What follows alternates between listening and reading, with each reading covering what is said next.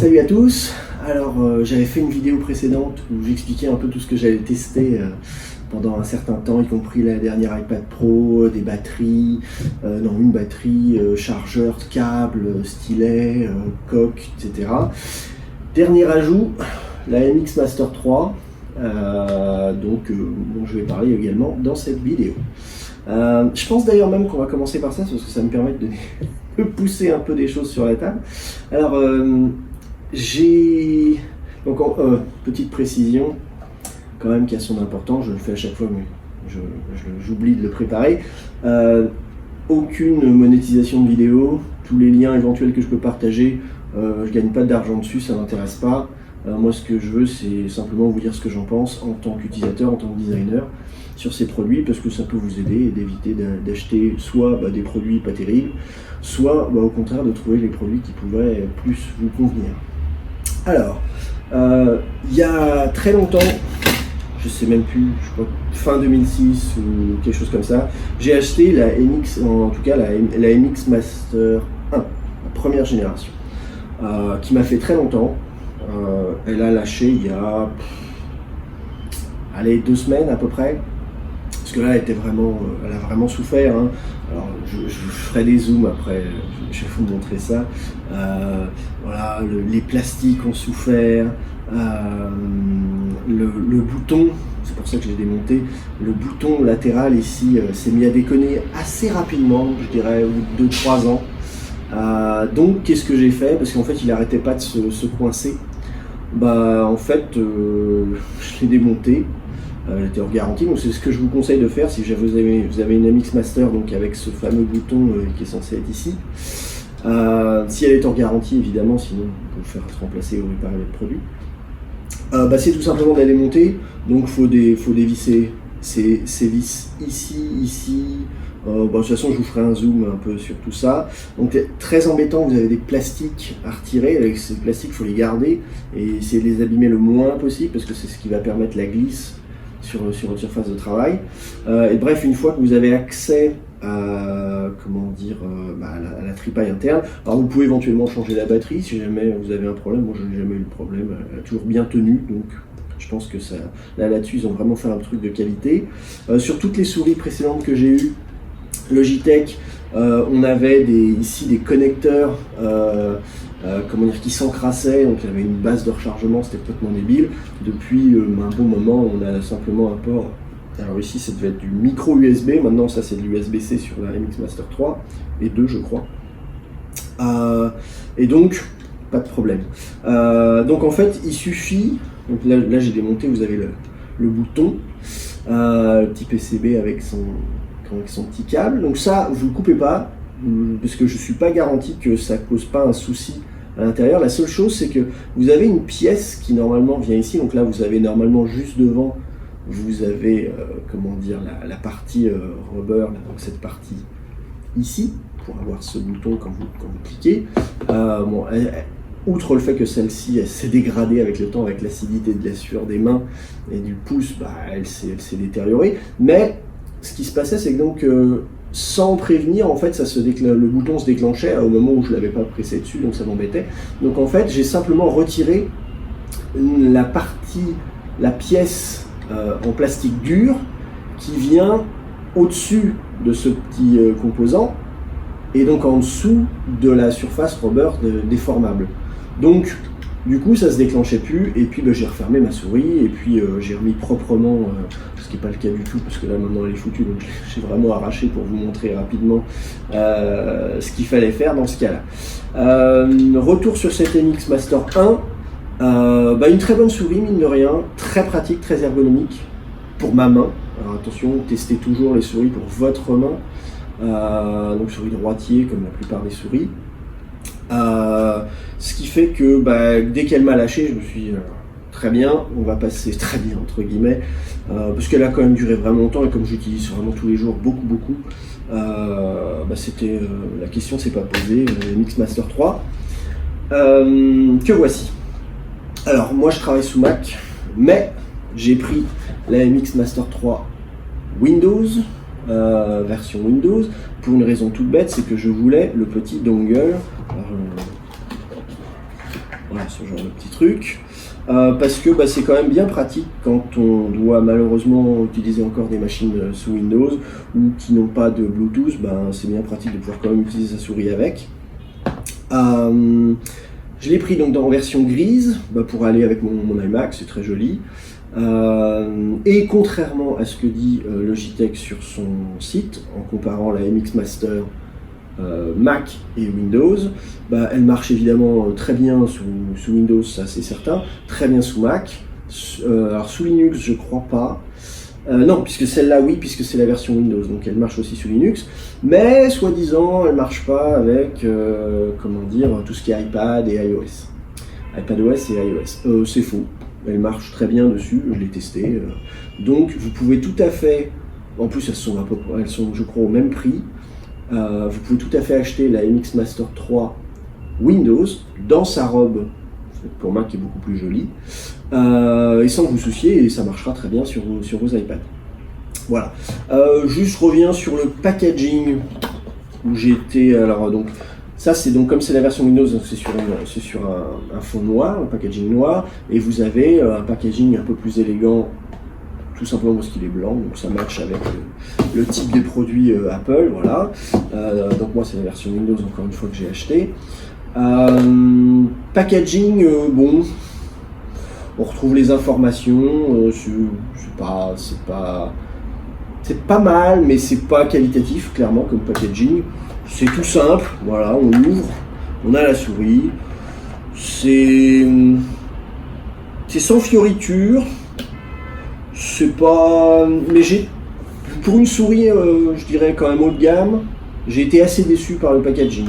Donc de toute façon, je ne vais pas garder, mais j'étais un peu déçu par l'expérience utilisateur sur le côté, waouh, on déballe son produit, c'est sympa. Là, c'est vraiment, on achète son produit, on le déballe et on l'utilise. Ça, c'est vraiment pour le packaging. On peut mieux faire, je pense.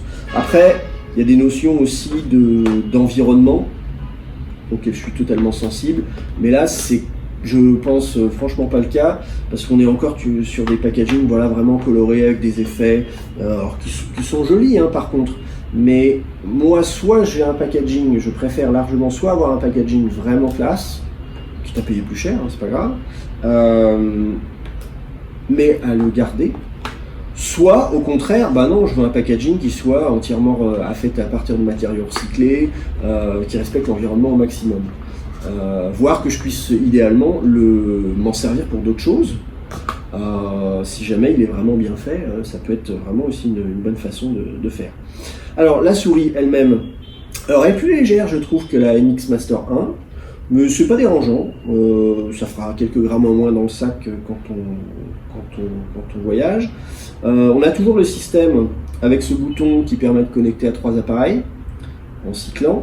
Alors ce qui est évidemment super pratique quand on est sous Mac, sous iPad, sous MacBook, etc. Parce que tout est en Bluetooth, donc on n'a même pas de dongle, on switch.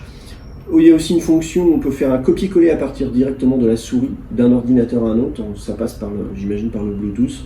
Voilà. Plutôt pratique. Ergonomie, je la trouve... Elle est plus droite sur cette partie-là que l'autre qui était un peu plus bombée. Moi, l'un dans l'autre, peu importe. Les deux me conviennent. Juste, j'aurais adoré avoir toute cette pièce-là en aluminium, quitte à la payer vraiment plus cher. J'avoue que j'aurais vraiment adoré ça. Si jamais j'avais vraiment le temps, mais malheureusement c'est pas du tout le cas, je pense que je la démonterais, quitte à perdre la garantie, je la démonterais pour faire un scan 3D directement de cette pièce-là, ensuite je la remodéliserais propre et je la ferais imprimer en 3D, en aluminium, que je ferais polir, et ça pourrait être vraiment super classe. Donc ça c'est juste petite envie. Dommage également, il faudrait zoomer, mais ici, je ferai une photo. On a ce petit défaut de jonction de moule qu'on voit. Je trouve ça un peu dommage. C'est pas, ça se voit pas comme, si ça se voit quand même pas mal, mais c'est pas laid, c'est pas vilain. Mais bon, c'est dommage pour une souris haut de gamme d'avoir ce type de défaut qui aurait pu être corrigé quand même dans le moule, ça aurait été pas mal. Sinon, Quoi d'autre? Fonction très intéressante, cette molette, très pratique, notamment pour éditer des vidéos. Quand on veut se déplacer dans la timeline ou dans des grosses feuilles Excel éventuellement. Très pratique. Alors tout est réglable, hein, comme d'habitude, on peut régler tout ce qu'on veut, les fonctions. Ces boutons ici, souvent précédents, suivants, sont, je trouve, plus ergonomiques que l'ancienne qui était derrière cette molette, qui était beaucoup moins sympathique, beaucoup moins ergonomique parce que beaucoup plus petite, beaucoup moins élégante, ça c'est clair.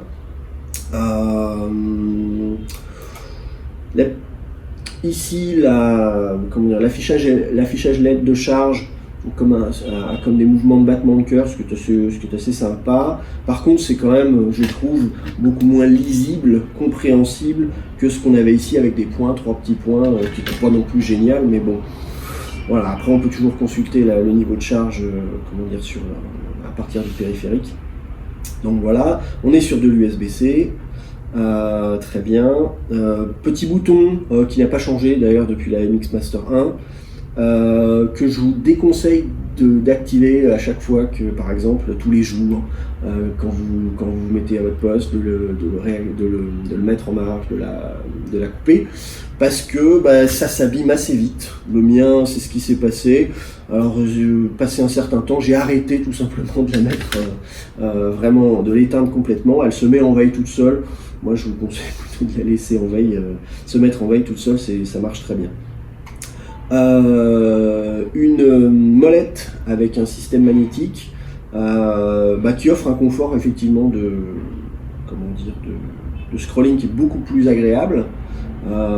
Ça c'est vraiment bien. Donc non, après à peu près 3 semaines avec une souris très agréable, très esthétique. Dommage qu'il y ait ce petit défaut de moulage qu'on retrouve. Puis ça aurait été formidable d'avoir une surface métallique, ou en tout cas, même si c'était encore un plastique, avoir un plastique plus métallisé avec faux métal comme on a par exemple sur les pièces dans l'intérieur d'automobiles, ça aurait été encore plus sympa. Mais bon, non, un design très très cool quand même, qui match très bien un iMac, voilà, ou un MacBook, peu importe. Qui marche très bien aussi avec des iPads, même dans la version Windows. Voilà. Ça, c'était pour la souris Logitech MX Master 3. Donc, effectivement, si l'ergonomie vous convient, vérifiez en magasin. Moi, je pense que c'est une très bonne souris qui va me durer peut-être à peu près aussi longtemps que la MX Master 1. Donc, que j'avais acheté, oui, c'est ça. Je sais plus si c'était fin 2006 ou début 2007, je me rappelle plus, ça fait quand même longtemps, mais enfin bon voilà, elle a arrêté de fonctionner à 3 semaines. C'est quand même pas mal pour une souris avec une utilisation vraiment intensive, hein. On parle de presque 12 heures par jour, facile. Donc voilà. Alors, qu'est-ce que j'ai d'autre à vous montrer? Oui, on va continuer juste dans la série des objets pétés. J'avais dit que j'en parlerais pas dans la suite de la vidéo que j'ai faite, du My Passport Ultra par Western Digital, donc avec une finition métal sur le dessus, disque dur USB-C. Finalement, si, je vais en parler. Moi j'avais acheté un 4 Tera à l'époque. Bon, j'ai acheté ça vraiment parce que j'étais en déplacement, il me fallait un remplacement, et donc j'ai pas cherché autre chose parce que je trouvais ça vraiment pas terrible. Mais bon, rapport qualité-prix, je me suis dit bon voilà, ça sera pour les vacances, je vais pas lui demander beaucoup de choses. Mais bon, j'avais eu une mauvaise expérience avec un disque 2,5 pouces il y a très longtemps, peut-être pour 15 ans, quelque chose comme ça, qui avait cassé très vite. Et je me suis dit après, le temps a passé, ils ont dû quand même fiabiliser. Donc j'avais une housse de transport, c'est un produit qui a toujours été, alors soit dans la housse TomToc, dont on va reparler, soit dans la housse directement que j'avais acheté en supplément, parce qu'elle n'existait pas, elle n'était pas fournie avec le produit. Et puis c'est un disque quand même qui a lâché mais qui a lâché pas, avec juste par exemple une électronique qui pourrait être remplacée éventuellement. Non, non, directement un problème de plateau. Donc clic, clic, clic, clic, clic, clic, on sentait que ça, mécaniquement, vraiment, quand on le branchait, il se passait plein de choses intéressantes, mais désastreuses.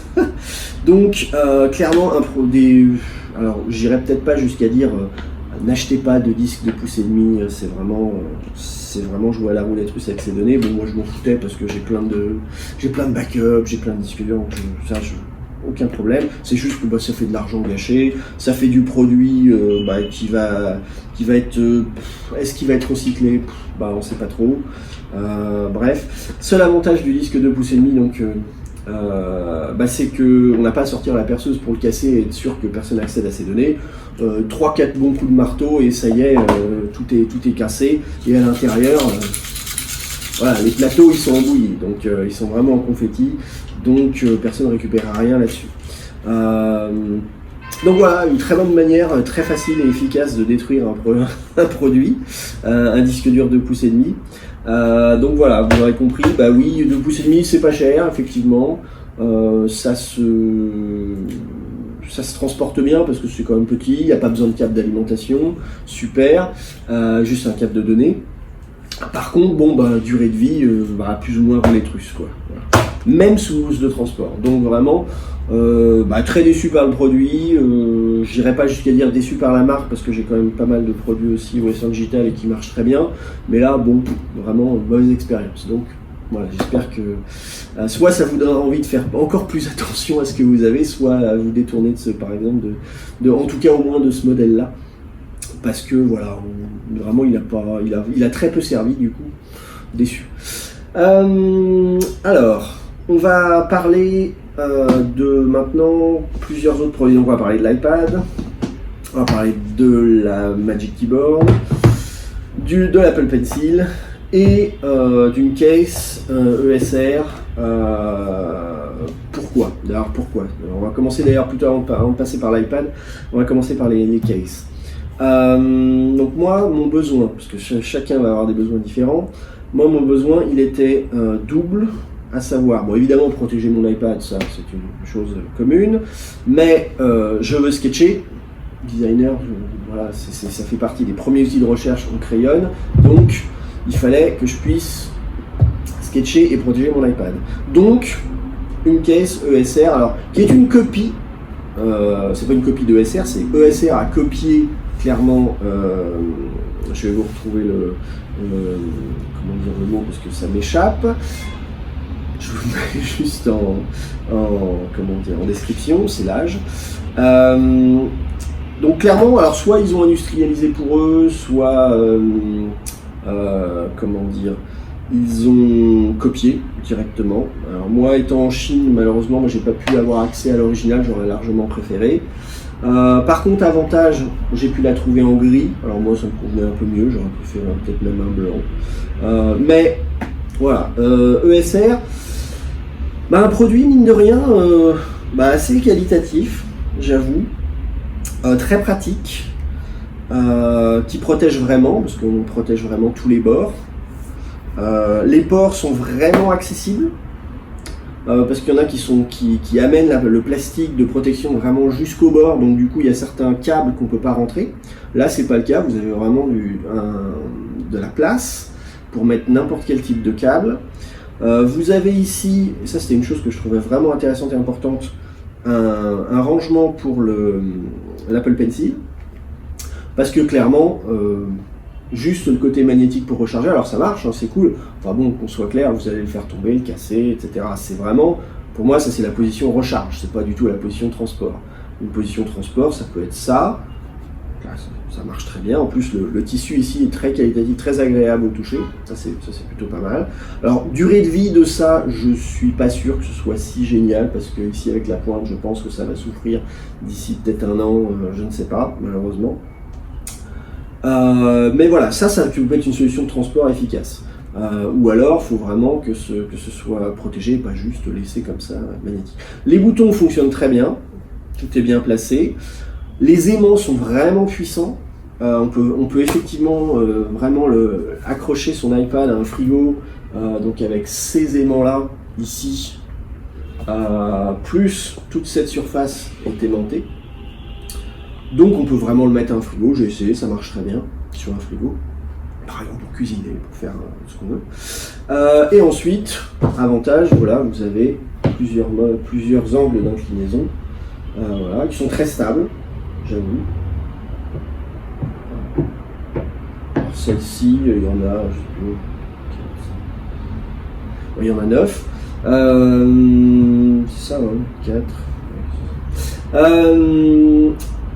Tout se referme, donc c'est magnétique, donc effectivement votre écran se referme tout seul, vous ne bouffez pas de courant. Vous avez, c'est vrai ici, une zone d'accroche qui peut être aussi éventuellement pratique en mobilité, on ne sait jamais. Vous avez également, donc tout est vraiment magnétique, également sur cette surface. Alors juste là, j'ai trouvé quand j'ai démonté la souris. Au début, j'ai posé les vis dessus, elle se magnétise direct, donc ça peut être aussi même un support éventuel pour ça. C'est plutôt sympa, on peut faire pas mal de choses, je pense, avec. Donc moi, pour sketcher, se déplacer, c'est cool. Par contre, en usage vertical, il n'y a rien qui est prévu pour. Ça, c'est vraiment... vous n'avez pas voulu faire un angle, éventuellement, vous pouvez faire ça, mais bon, moi, j'avoue, je ne conseille pas trop. Ça c'est vraiment, je dirais, le point faible de cette case. Surface ici velourée pour protéger l'écran et pas le rayer, très agréable, très bien fait. Dans l'ensemble, vraiment un produit bien fini, efficace, assez facile en fait. Il est assez facile de mettre et d'enlever l'iPad de sa case. Ça c'est plutôt cool. Donc ça c'était pour moi, ça c'est vraiment mon besoin. Je vais sketcher, je vais relire par exemple ce que j'ai écrit puisque je suis auteur. Très pratique de fonctionner avec un iPad de 12,9 pouces pour relire, et le pencil pour biffer, raturer les textes qu'on a déjà écrits.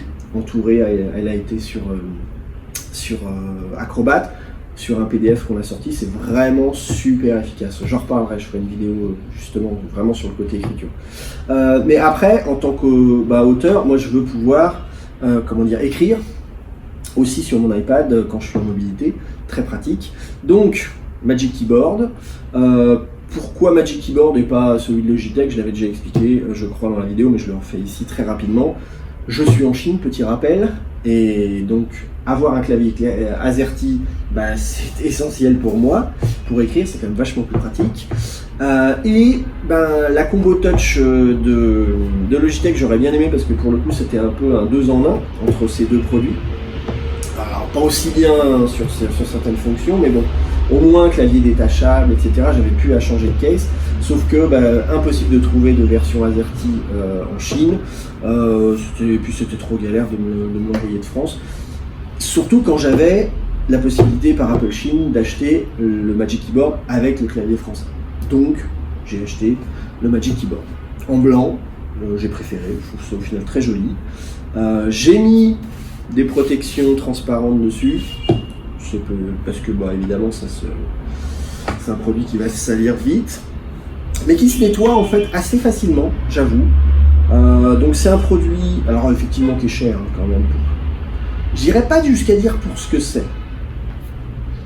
dans le sens où c'est quand même un produit qui est très bien fait, très bien fini, dans lequel en fait on peut même se satisfaire juste pour trimballer son iPad. Alors certes, attention, les bords ne sont pas protégés, c'est un peu dommage, mais c'est un produit avec un confort de frappe assez comparable à celui d'un clavier Apple, vraiment, de MacBook ou d'iMac. Très agréable, un touchpad super efficace, un peu petit, certes, mais qui fait très bien le job, et vraiment. Vous avez un port de chargement, 20 watts maximum, donc pas de charge rapide entre guillemets avec ça, puisque quand vous chargez avec le bon chargeur, donc pas celui d'Apple directement fourni, Vous avez ici, vous pouvez mettre 35 watts. Je l'ai testé, alors on va en reparler, mais avec ces types de câbles qui indiquent le nombre de watts de chargement, quand la batterie est assez faible, on peut recharger ici 35 watts. Ici on va plafonner à 20 watts. Entre 18 et 20 watts, ça va osciller. Inconvénient du produit, alors là, je vais sortir. Alors pour sortir ici, comme on a les boutons, je sors toujours à l'opposé des boutons. Voilà. Et puis on le sort. Vous voyez, il faut vraiment insister un petit peu, mais c'est facile, mais c'est bien protégé. J'avais mis aussi un transparent, sur le dos de l'iPad. Voilà, évidemment, comme vous le savez, j'imagine, tout est magnétique, c'est super pratique. Ça se met très bien. Seul inconvénient, vraiment que je trouve, c'est donc, on a dit, alors le poids, effectivement, ça pèse quand même son poids. Déjà que l'iPad en 12,9 pouces est déjà lourd, là on rajoute quand même du poids, on est quand même sur un poids de petit laptop. Donc on a vu bord non protégé, c'est un peu dommage, et surtout c'est très compliqué quand même à ouvrir à une main. C'est techniquement faisable, mais c'est vraiment galère. Alors à deux mains évidemment, ça reste très, très facile. Mais bon, voilà, c'était quelque chose qui était à noter. C'est très facile de taper véritablement avec, même sur les genoux. C'est vraiment, on est en confort. Le seul truc qu'il faut faire gaffe, c'est que ça bascule pas. Donc gardez quand même un peu les mains dessus. Ça c'est quand même dommage, on aurait pu faire quelque chose d'un peu mieux. C'est très confortable également quand on veut même regarder un film. On peut même l'incliner comme ça. Quand on veut vraiment le poser sur son ventre en fonction de la position qu'on a allongée, c'est très bien foutu, la charnière est vraiment efficace. Moi, j'avoue que c'est quand même vraiment un produit que je recommande. En tout cas, moi, pour mon besoin d'écriture, c'est vraiment génial. L'Apple Pencil. L'Apple Pencil, il faut qu'on en parle. On va parler de l'iPad, évidemment, beaucoup plus. Alors moi je l'ai pas là, mais j'avais une petite housse silicone qui se rajoutait dessus. Au final je l'ai jarté parce que vraiment ça m'empêchait de charger facilement, ou en tout cas ça devenait tellement, le magnétisme devenait tellement faible que c'était trop facile pour l'Apple Pencil de tomber. Et puis même à l'usage, c'est quelque chose qui même avec des heures de sketch, c'est pas quelque chose dont j'ai ressenti vraiment le besoin, donc c'est quelque chose que j'utilise plus, donc je recommande pas. Donc Apple Pencil, alors très efficace, ça c'est clair, très confortable à l'utilisation, produit bien fini, efficace. Seul truc qu'on pourrait se dire, même si vu la taille qu'il fait, c'est d'avoir un peu plus d'autonomie, ça ce serait pas mal. Après, tout est relatif, parce qu'en même temps il se recharge quand même excessivement rapidement. En quelques minutes, vous avez 1 heure d'utilisation, quelque chose comme ça. Donc ça se recharge vraiment très très vite. Et puis, effectivement... Alors là, tout pareil, d'ailleurs, critique également je reviens sur la Magic Keyboard. Vous n'avez que ce mode-là, vous n'avez pas de poche, vous n'avez rien. C'est vraiment... voilà, c'est fait pour être rechargé, c'est pas fait pour être transporté comme ça. Ce qui est dommage, je trouve. Donc là, la charge se fait... voilà. Donc là, je suis à combien de charge? Voilà, je suis à 11% et il est 12h21 chez moi. Donc on va continuer de parler, puis on va voir à quelle vitesse il va être chargé à 100%. Donc ça va, mais ça va aller vite. Alors, petit retour donc sur l'iPad Pro 2021 en 12,9 pouces. Alors tout d'abord l'écran. L'écran très joli, voilà, mais on nous l'a vendu comme quelque chose de voilà, c'est extraordinaire, etc. Oui, c'est très relatif. Faut vraiment avoir du contenu, HDR pour pouvoir voir quelque chose de différent comparé à d'autres produits iPad Pro. Voilà, juste bon, c'est un très bon écran, voilà, mais rien d'extraordinaire non plus. Encore une fois, après, si vous avez des contenus HDR, là effectivement vous avez une luminosité qui est assez incroyable, mais quand vous utilisez les apps, ça n'est pas le cas, etc., etc. Donc c'est pas quelque chose non plus qui impacte énormément. Voilà. Que dire, alors je regrette toujours le design à bord, enfin c'est une tranche, hein, voilà, c'est un rectangle à bord arrondi, tranché comme ça. Avant, sur les 2018, on avait des arrondis qui étaient quand même assez esthétiques. Aujourd'hui, c'est pas du tout le cas. C'est cyclique d'ailleurs avec Apple, hein. On arrondit puis on n'arrondit plus à l'arrière, voilà. Je trouve ça dommage. C'est moins esthétique. Bon, c'est vrai que ça marche très bien avec ces cases, mais juste en termes d'esthétique du produit pur, c'est-à-dire sans case, sans clavier attaché, bon, pas terrible. Voilà. C'est un rectangle à bord arrondi, alors c'est qualitatif, c'est bien fait, mais bon, ça n'a rien d'exceptionnel. Les tranches sont quand même effectivement beaucoup plus fines qu'avant. Alors ça c'est bien, elles sont pas trop fines, parce que si elles l'étaient encore un peu plus, on aurait vraiment du mal à ne pas interagir avec l'écran quand on le veut. Parce que voilà, on peut vraiment le tenir sans que, par inadvertance, on touche la partie tactile de l'écran, ça c'est bien. Les haut-parleurs sont vraiment super, faut reconnaître. Micro également. La caméra, alors là c'est un peu à la fois c'est génial et à la fois c'est la déception. Vraiment à l'usage, on a uniquement une caméra en mode portrait. C'est vraiment dommage de ne pas avoir une caméra pour un mode paysage plus efficace, parce que du coup, on se retrouve avec une image un peu tordue quand on est par exemple en réunion ou quelque chose. Donc en format paysage, on voit que la caméra nous capte d'ici, c'est pas super. Donc ça aurait été vraiment cool d'avoir une deuxième caméra. Bon, peut-être que pour une prochaine itération ils y penseront, pour le moment pas du tout.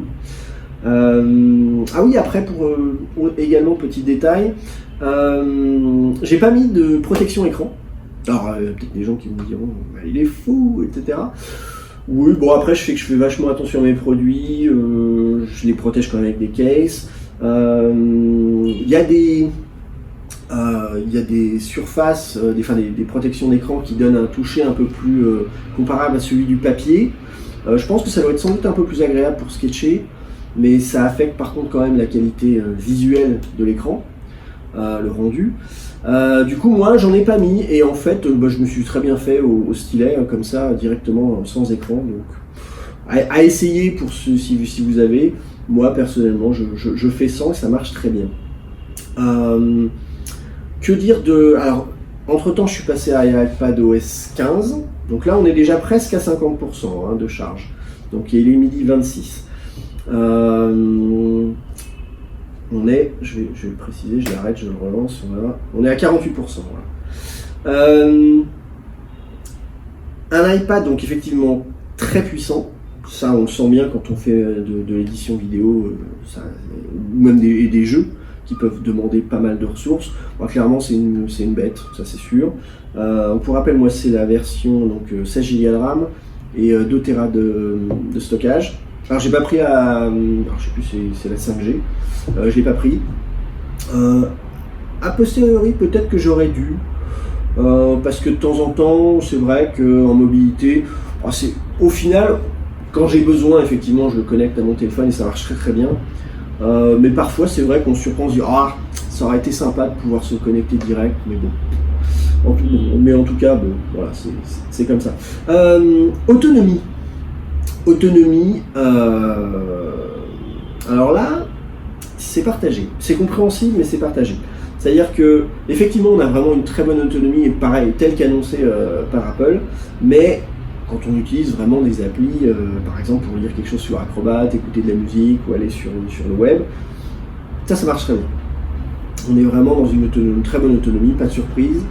Par contre, effectivement, quand on va utiliser des applications comme Procreate pour sketcher, ou alors LumaFusion pour faire un montage vidéo, alors je parle pas d'export vidéo, parce que là, effectivement, ça demande beaucoup de ressources, mais ne serait-ce que d'utiliser le logiciel pour faire le montage, ben, on voit bien que la batterie descend quand même beaucoup plus vite. Alors effectivement, par contre, quand tu utilises un chargeur pour par exemple, ce genre de choses dont on va parler après, donc là c'est un chargeur 65 watts, donc il s'auto-limite, puisque l'iPad Pro 2021 n'accepte que 30 watts, ça se recharge quand même assez vite. Faut pas bouder son plaisir, non, c'est quand même globalement, donc qu'on soit clair, moi je dis c'est un produit génial. C'est vrai, c'est juste un peu dommage qu'ils aient pas poussé la barre un tout petit peu plus haut avec une deuxième caméra. Ça aurait été plus sympa. Ça et parce que même le Face ID, bon, ça marche bien quand on est dans le bon sens. Bon, ça marche également en portrait, hein, en paysage et en portrait, ça sans problème. Par contre, selon les angles, on sent que c'est pas encore super, quoi. J'aurais bien aimé avoir quand même un endroit tactile sous l'écran. Ça aurait été quand même vraiment pas mal. Et après, bon, effectivement, c'est juste ce côté. C'est une tranche, et puis on a toujours ces objectifs qui dépassent. Ça, je trouve ça quand même assez dommage de toujours faire dépasser, de toujours compter sur le fait que oui, on aura une case. Alors, c'est vrai que c'est souvent le cas, mais bon, c'est un peu dommage. Alors après, par contre, Center Stage, la fonction vraiment appel avec en fait la caméra zoom automatiquement pour suivre les mouvements. Alors ça, j'avoue que ça c'est vraiment génial. Ça marche super bien. On sent que ils ont été inspirés par toutes les confinements, les machins, etc. pour donner un outil vraiment efficace. Et ça, c'est vraiment super. Le seul truc que je trouve vraiment dommage, encore une fois, c'est pas de caméra en mode portrait. Ça, c'est vraiment dommage. Sinon, excellent produit, je ne regrette pas du tout mon achat. Alors après, je vais vous donner aussi quelques petites précisions, parce qu'il y a des choses qui ne sont pas toujours très claires, je trouve. Alors, c'est un iPad, donc l'iPad Pro 2021 est équipé d'un port Thunderbolt 3. Alors, ce qui est génial. Mais ce qui est génial quand on a des périphériques Thunderbolt, évidemment. Sinon, ça marche juste en USB-C standard, donc jusqu'à USB-C USB 3e génération, 3.2, c'est ça, donc 10 gigabytes. Moi, j'ai acheté. Alors, c'est chez Acasis que j'ai trouvé ça. Un petit boîtier Thunderbolt 3 et USB-C. Et donc on ouvre et donc j'ai mis un NVMe, pareil, 2 Tera pour avoir un stockage suffisant. Je l'ai ici. Alors Apple effectivement a vachement amélioré sous iPadOS 15 la rapidité du Thunderbolt, parce que c'était très décevant. Maintenant c'est quand même beaucoup plus efficace. Chose assez surprenante,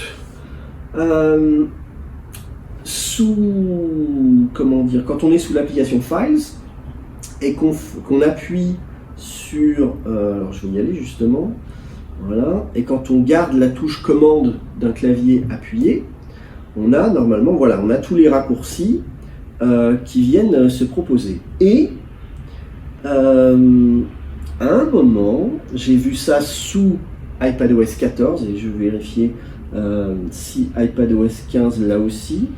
Si on a, alors ils ont, ça c'est une petite nouveauté, ouais. Quand on appuie sur la touche commande, donc on a accès à tous les raccourcis clavier, et ils les ont en même temps classés, donc fichier, édition, présentation, aller. Donc là moi je suis en fichier, trier par nom, etc. Allez, le 6 connecté au serveur. Ils l'ont peut-être viré, parce qu'ils avaient quand même la mention éjecté dans l'iPadOS 14. Et ça, j'ai pas vu beaucoup de monde en parler. Je vais voir s'ils l'ont gardé, parce que ça, j'ai pas fait gaffe. Présentation non plus. Mais ceci dit, ils le proposent peut-être pas, parce que j'ai pas de périphérique branché. On va regarder ça. Parce que ça, c'est quelque chose que j'ai pas vérifié comment que ce soit encore qu'il ait gardé cette fonction. Que je dis pas de bêtises, que je trouve le câble.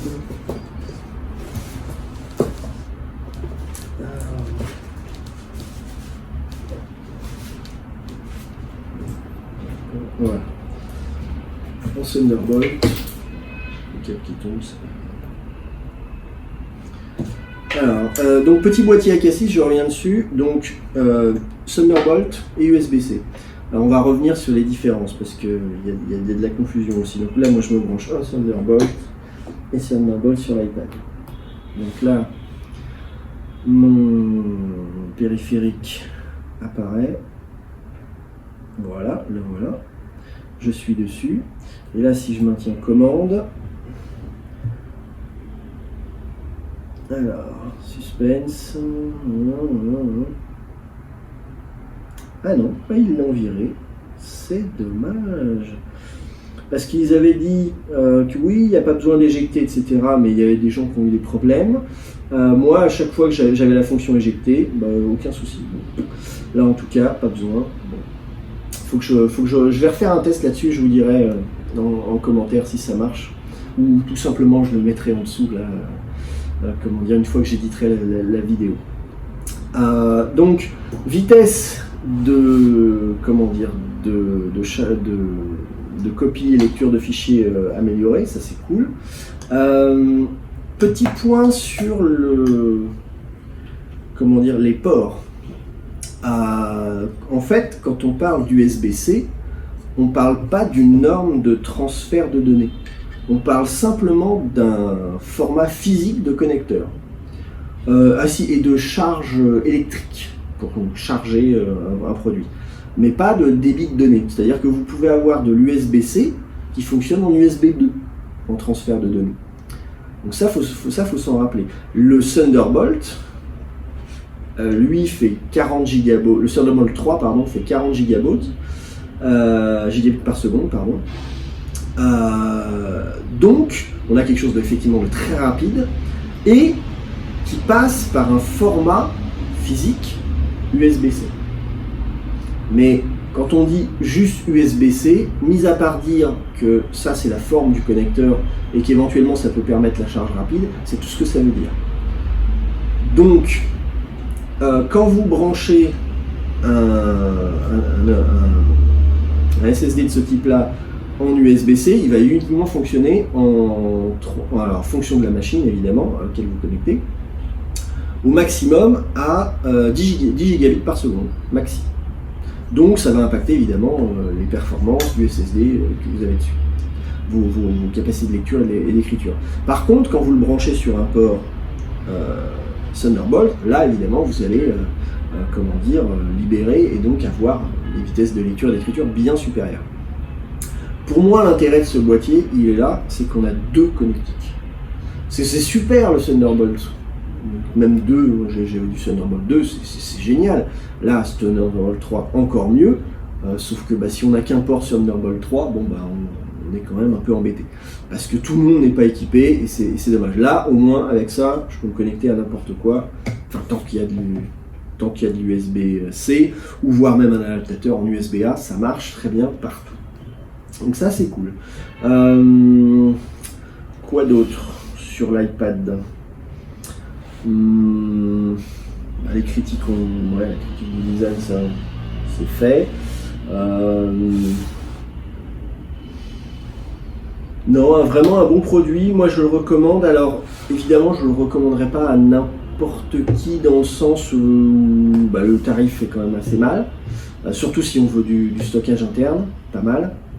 Moi je pense que pour la majorité des usages, un iPad Air 4 ce sera excellent.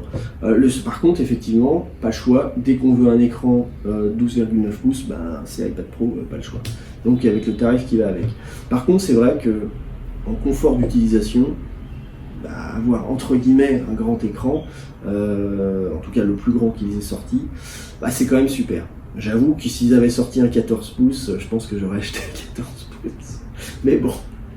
Mais non, très très bon produit. Donc là, on est à combien de charge? Il est 12h37 et on est à 83%. Donc voilà, je pense qu'en termes de chiffres, on est pas mal. Ça se recharge quand même très rapidement. Et on en a quand même pour pas mal d'heures à sketcher, donc c'est quand même un très bon produit.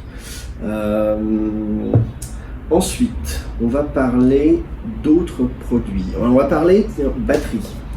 J'avais parlé de parce que j'ai acheté pas mal de produits Baseus et j'avoue que j'ai été plutôt satisfait des achats. Ah pardon, je reviens sur un truc, voilà, j'oubliais un truc avec l'iPad Pro qui n'a rien de secret, hein, mais qu'on oublie de rappeler. L'iPad Pro est équipé de la charge inversée. Donc vous pouvez charger par exemple votre iPhone en filaire, alors évidemment pas sans fil, mais en filaire, vous branchez votre iPhone sur votre iPad et donc ça va pomper la batterie de votre iPad pour charger votre iPhone. Vu la taille de la batterie de l'iPad, ça peut quand même vous dépanner. Donc pensez-y, avec votre iPad, vous pouvez charger votre iPhone. Voire, vous pouvez charger ou maintenir au moins la charge de votre iPad en branchant sur le port du Magic Keyboard et en chargeant ici l'iPhone. Alors idéalement, j'ai pas testé d'ailleurs, faudrait que je le fasse, je vous dirai en commentaire si ça a marché ou pas, de faire l'inverse, c'est-à-dire de charger l'iPad par son port de charge principale, donc 30 watts, et de charger l'iPhone par le port 20 watts du Magic Keyboard. Faire l'inverse. On va voir, je vais vous dire. Donc je reviens, pardon. Donc sur la batterie Baseus, donc c'est quoi? C'est tout simplement Power Bank Display Quick Charge 30 000 mAh. Alors packaging, bon, très moyen. Je l'ai vraiment gardé uniquement pour pouvoir vous le montrer. Il va partir à la poubelle. Par contre, produit encombrant, lourd, c'est clair. Par contre, batterie 65 watts, donc il est capable de charger rapidement pas mal de produits, donc y compris un iPad Pro, y compris donc évidemment des téléphones. Donc on a beaucoup de ports. Effectivement, donc ouais, c'est ça. On a un type C en entrée et en sortie. On a un type C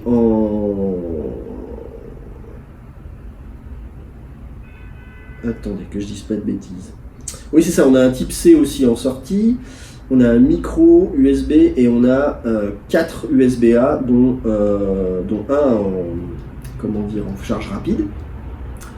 Globalement, effectivement, on va pouvoir charger, c'est ça, 1, 2, 3, fonction des formats de câbles, 4 produits en charge rapide et 3 en charge non rapide.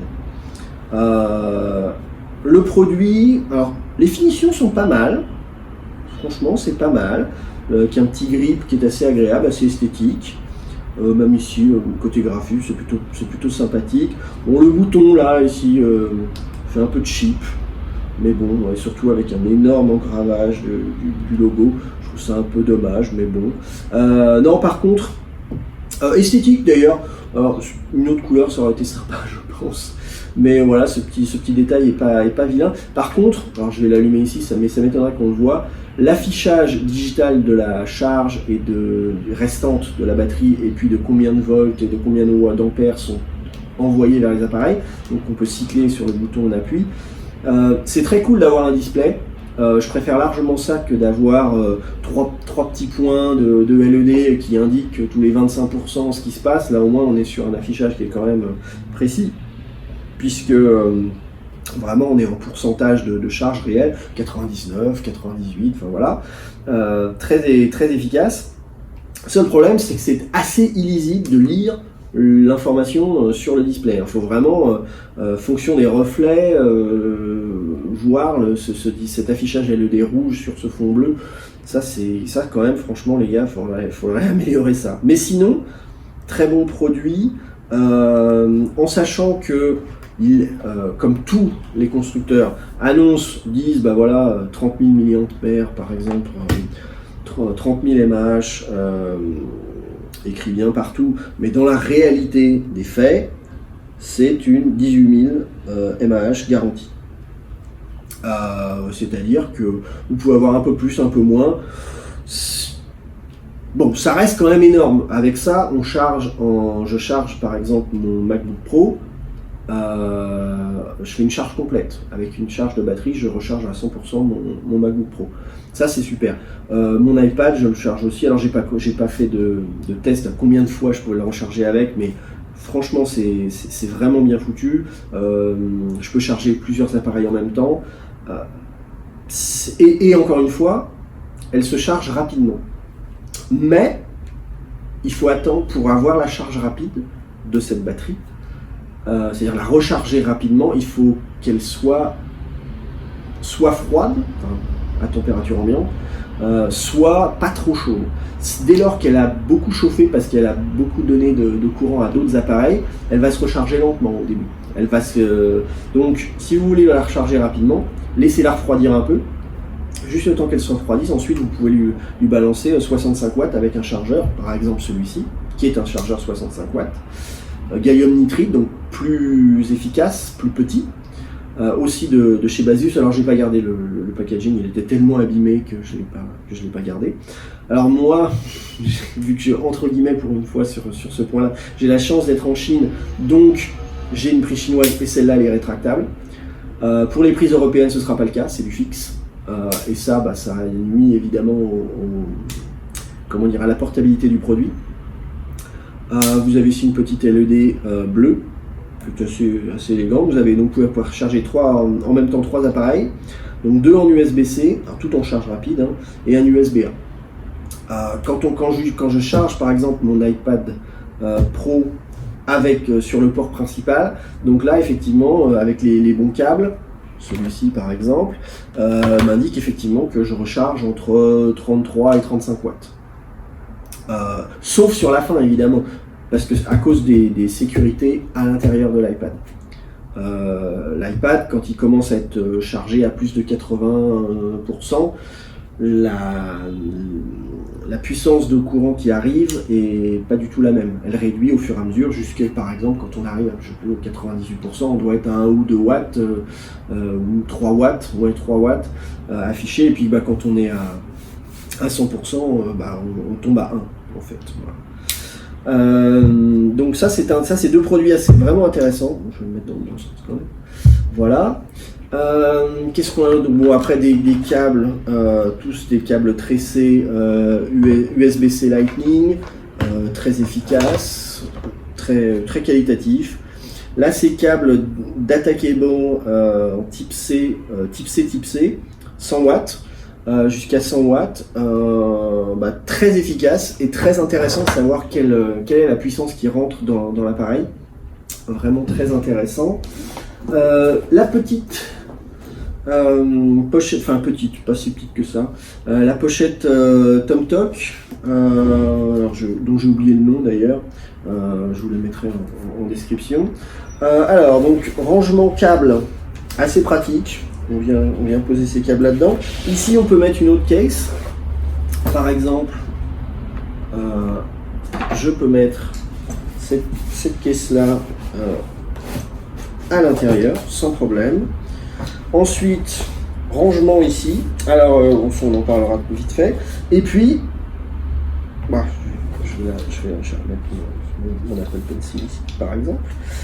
Et ici, donc toute une surface velourée. Où je vais pouvoir mettre mon iPad Pro à l'intérieur avec cette petite zone de fixation orange c'est sympa d'avoir une touche de couleur, ça c'est bien vu. Un produit un peu épais quand on met pas mal de choses dedans, mais ceci, voilà. Fermeture éclair très efficace, très agréable. C'est un produit qui est vraiment bien fini. On sent que c'est vraiment un produit qualitatif. Là pour le coup on a vraiment une bonne case. Petite poignée, on aurait pu avoir un truc un peu plus agréable si on veut vraiment le porter un peu longtemps, mais bon, je pense pas que ce soit un cas d'utilisation très fréquent pour ça. Je pense que lui avoir donné un tout petit peu plus d'épaisseur, ça aurait été pas mal si on tremballait pas mal de choses. Mais non, vraiment, on a un très bon produit, très qualitatif, très agréable.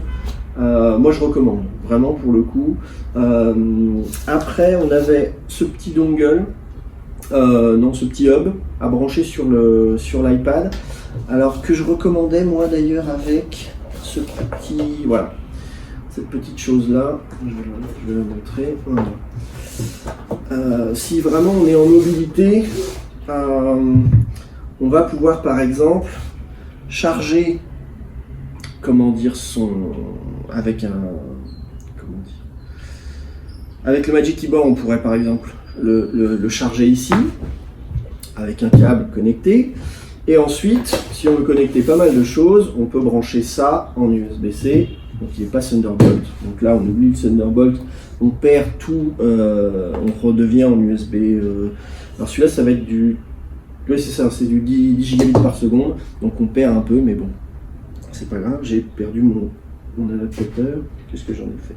Il est tombé ou quoi? Ah voilà.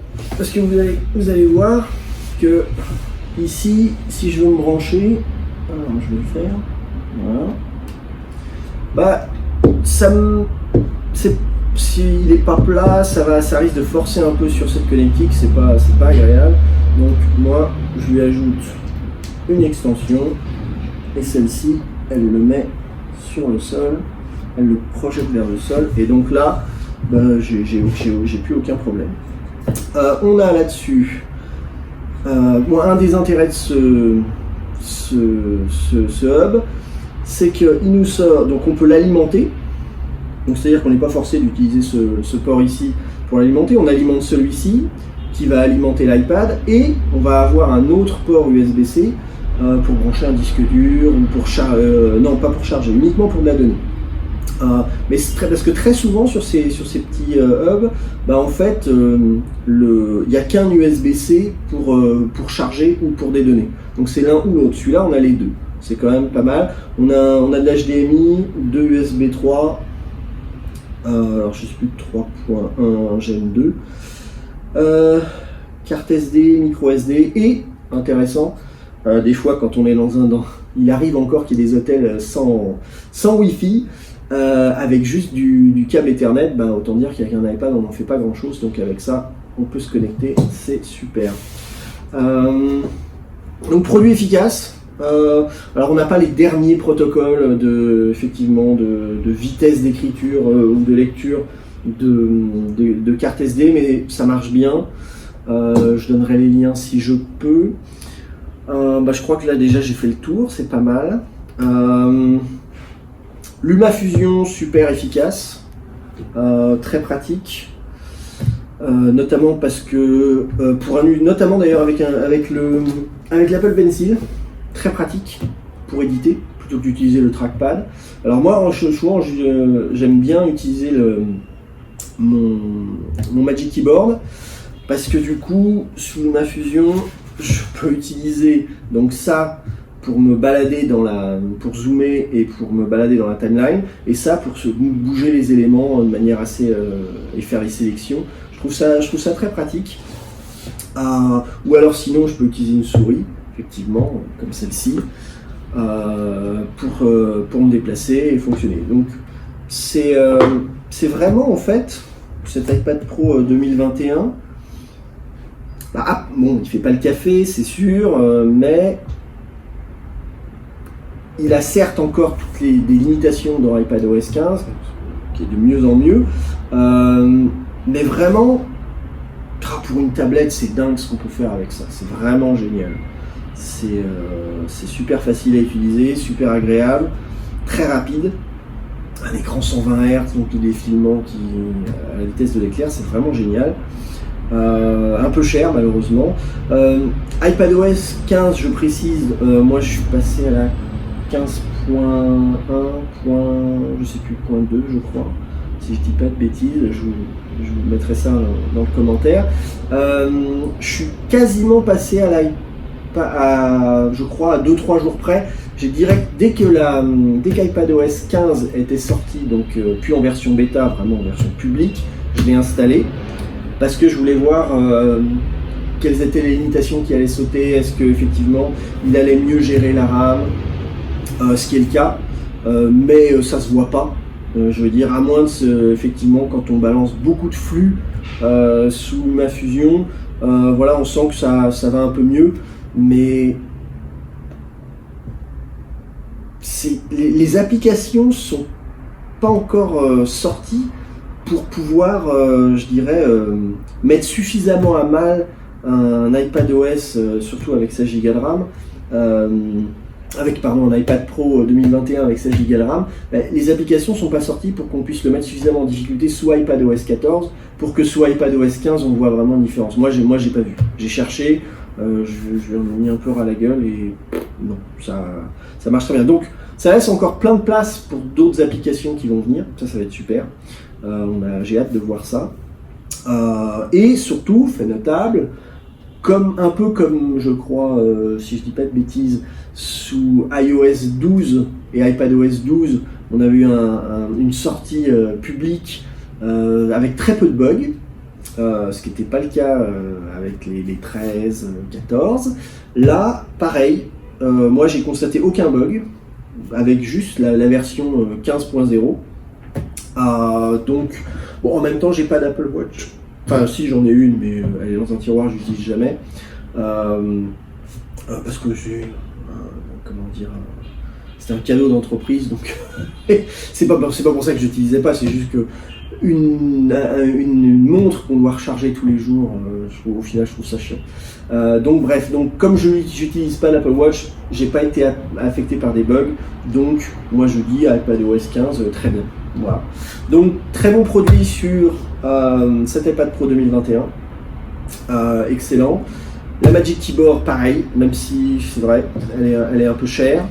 La TomTalk, vraiment à acheter les yeux fermés parce que très qualitative, très pratique. Une case pour dessiner. Alors moi c'est la ELSR, je vais retrouver parce que en plus c'est vraiment emmerdant parce que c'est les autres qui ont sorti l'original et j'ai oublié leur nom. C'est vraiment dommage, donc je vais le mettre évidemment dans les commentaires. Donc une case pour sketcher, l'Apple Pencil excellent, dans sa génération 2. Un petit SSD, enfin petit. Je montre, ils auraient pu le faire plus petit ou alors même idéalement garder la même taille mais nous mettre un deuxième slot pour avoir par exemple 4 Tera de SSD, ça aurait été super, ou un RAID, ça aurait été génial. Mais bon, produit très qualitatif, entièrement usiné, très bien, très solide, bien foutu, avec une connectique très rapide et polyvalente en Thunderbolt 3 USB-C. Une Logitech MX Master 3, très bon produit également, j'ai aucun souci, ça va durer au moins autant que je pense que la MX Master 1 parce qu'ils ont appris des retours qu'il y a eu. Bon câble, bonne batterie, voilà, donc vous avez tous les liens. Qu'est-ce que je peux vous dire d'autre? On va dire que je fais une pause et puis je vous reviens dès que je vois si jamais pour la conclusion ou si j'ai oublié quelque chose. Non, bah écoutez, voilà, moi je pense vous avoir tout dit sur ces produits. Encore une fois, je suis pas payé pour, c'est des produits que j'ai achetés moi-même. Il y a d'autres choses que j'ai même pas, que j'ai pas encore présentées, mais qui vont venir. Voilà, j'ai été.